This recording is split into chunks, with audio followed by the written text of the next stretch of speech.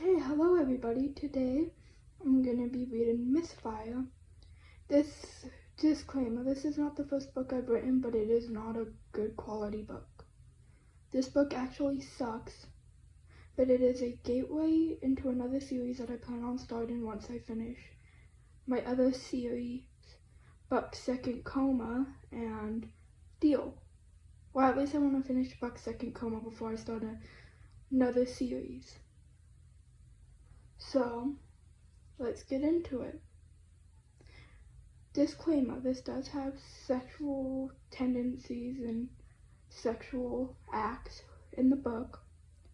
So if you do not feel comfortable with that, or you are not allowed to listen or read that kind of stuff, please do not continue.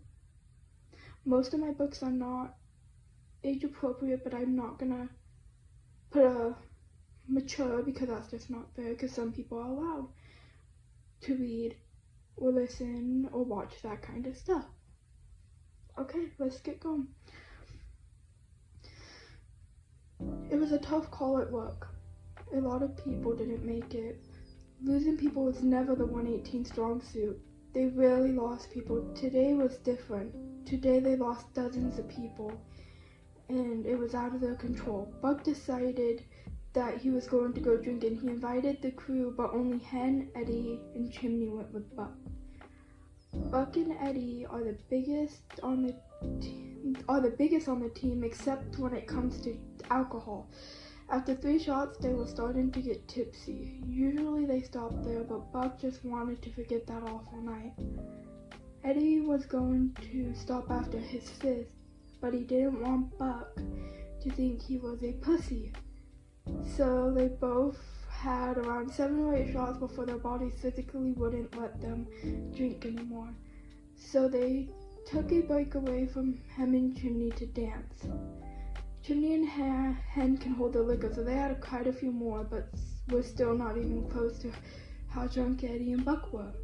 After an hour of dancing, Buck stupidly decided to order 2 more shots and down them. Eddie did the same because he refused to let Buck, of all people, drink more than him. They both knew it was stupid, but they just wanted to have fun after a rough shift. Hen and Chimney noticed how plastered they were. They were and thought, "Oh, great. Hey, Chim," Hen said. "What, Hen? I bet you $100 they're going to kiss tonight." "You're wrong. Deal." The longer the night goes on, the more they drink. They were so drunk that they could probably get arrested for public intoxication. They are going to have fun in the morning. Hen and Chimneys both said, laughing. They know they should have stopped after their 8th because they were both plastered, but they just wanted to see them let loose. "We should go get food," Buck said, slowing his words. "I like the sound of that," Eddie said, also slowing his word. That's when Hen and Chimney stepped in. "Guys, there's food here," Chimney says in a frantic, because they didn't want Buck and Eddie walking around this drunk. "Oh, food!" Buck yells out, walking over to the bar with Eddie. Following him, they order their food and eat it up. That's when Eddie comes up with the idea of going to his place to watch a movie. Eddie says, "Hey Buck, wanna go watch a movie? 'Cause it's having a sleepover for the weekend." "Hell yeah," Buck says. Hen and Chimney didn't think anything of it because Buck and Eddie always stayed at each other's place. Buck and Eddie get in the Uber and head off to his place. Drunk actions. The first one was labeled drinking. Buck and Eddie clearly order an Uber because they know how drunk they are. The Uber arrives 30 minutes later to take them to Eddie's house. They stumble through the door onto the couch where they put on a romance novel. After the movie, they decide to order pizza and some more shots because they're not as drunk as they were. Incredibly stupid decision. They watch a few more movies while they downed another bottle of booze. After the movie ends, Buck and Eddie start to talk. You know, Buckley, I always liked you. You're hot, you're handsome, and Buck stops Eddie and kisses him. Eddie pulls back for a moment and then pulls Buck in for a more passionate kiss. This is where the story takes a turn into the more inappropriate side. So this is just a disclaimer.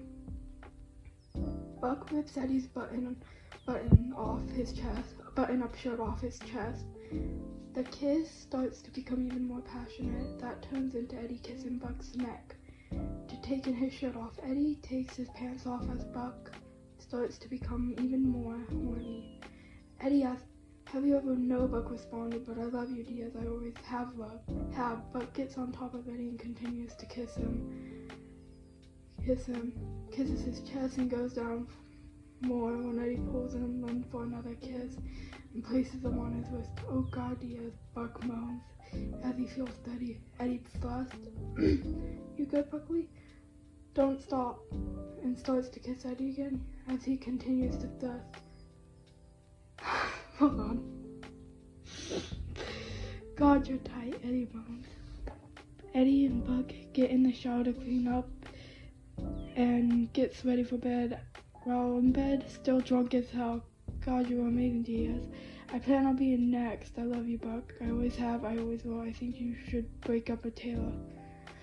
Oh my God, Taylor. I just cheated on her. "Oh well, I guess I'm not going to lie. I never thought you loved me, Diaz." "Why wouldn't I? You're kind, hot, a decent person, other than what we did, and apparently the sex is amazing." They go to bed. Buck wakes up in the morning knowing he should feel bad about cheating on Taylor, but he feels alive. He feels whole. He loved Taylor, but he's in love with Eddie. "Hey, Buck." "Morning, Eddie. I'm gonna go tell Taylor later today." "I'm glad to be able to call you mine." "Same, babe. I'm going to get in the shower. You coming?" Eddie jumps out of bed and follows Buck into the bathroom. After the shower, Buck goes and meet up with Taylor. "Hey, Taylor. We need to break up. I'm hungover and I just want to go home." "I don't know what to say." "Nothing. I'm going home. I never loved you." Handprint. "Chimney, Buckley, we're having a barbecue. You should bring Taylor with you." "We aren't an item no more." "Chimney, when did that happen, dude?" Eddie mumbles under his breath in a smug voice. "Hen, what?" "Nothing, never mind." Eddie smokes and winks at Buck. "Chimney, 100 they fucked each other, and 200 they're a couple. Bobby, guys, it's their business, not everything needs to be a bet." Bobby, 300 they did both, and he made Taylor cry. "Really, Bobby? You too?" Buck says. Buck spends his downtime with Bobby because he feels bad about cheating and also wants to learn new recipes. Ding, ding, ding, the ladder 118, 3 civilians stuck in an elevator. Bobby, "Okay, everyone gear up. On the way to the car." Hen, "You ready to tell us what happened the night we went drinking?" "Oh yeah, you guys were fucking wasted as fuck." Chimney says. Hen, "I'm surprised you even made it back to your place." Chimney, that must have been one hell of a hangover." Eddie, "Oh, you can't even believe it. The last time I drank this much, I was in high school." Bobby, "You drank in high school?" Eddie, "Who didn't drink in high school?" Hen, "I didn't." Chimney, "Me either." Bobby, "I did once, but my parents beat me for it." Buck, "Would you let Chris?" Eddie, "Oh hell no. He'll be handcuffed to me if I ever catch him doing that." Buck, "Hypocrite." Eddie, "No, it was just my dad who handed me the beer." Hen, "What?" Eddie, "Yeah." Bobby, "Okay, we are here, look alive." After the call, everyone's joking around with each other, teasing about the call. They get buckled in, but before they can drive off, a live power pole falls on the engine. Buck, "Captain, a live power pole just landed on the engine." Bobby, "I think it did, Buck." Chimney, "Damn, Proby." Hen, "You still think we're not jinxed, Eddie?" Eddie, "Nope." Chimney, "So why didn't you and Taylor?" But what? I sent him back to his girlfriend with my handprint on his ass cheeks. Hen, "Anything else?" Bobby, "Oh, you didn't? Did you make her cry? I always hated her." Can I just electrocute myself? Buck says. Eddie, it's fine, Buck. Yes, he made her cry. Yes, we fucked that night, and yes, we all dated. Bobby, ha, I would 300 you two. And fuck, you're good. Chimney, no fear, you're the captain, you know everything. Bobby, stop making everything a bet, then you wouldn't lose money. Buck wanted to die at this moment and never be in the engine again at Eddie's place. Buck, Eddie, why the hell did you tell them?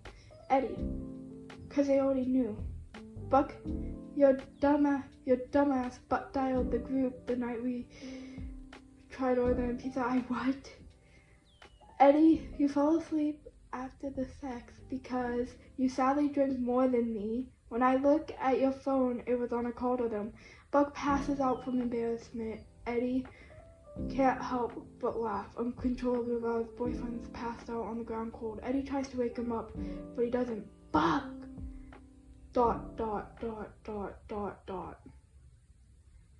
And then I'll read the last one. Then I'll just repeat it. This is a gateway into a new series that will come out once I finish my other series, Buck's Second Coma. And maybe after I finish Deal. So I hope everyone has a wonderful day. If you want to like, subscribe, leave a comment about how you think about this book. I know this was kind of a shorter book, and I know it's not the best book. Bye.